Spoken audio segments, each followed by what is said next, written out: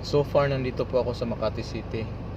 Nag-try po ako nag-parking dito sa open space parking. Kung magkano ba ang halaga at magkano ang diferensya kung ikumpara ko doon sa highway sa labas. Kasi yung highway na yan, yung kalsada na yan, sa gilid yan may parking din. Bawat 2 hours dyan 60 pesos.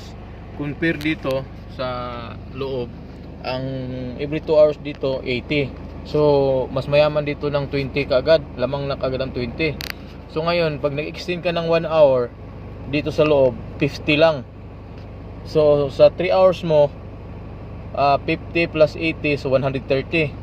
Doon sa labas, pag nag-extend ka naman ng 1 hour, 70, mas malaki.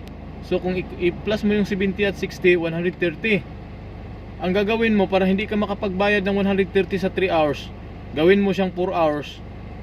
Yung 2 hours mo na 60, tapos na yon, lilipat ka ng ibang slot at magpatikit ka ulit ng panibagong 60 para maging 4 hours na 120 lang.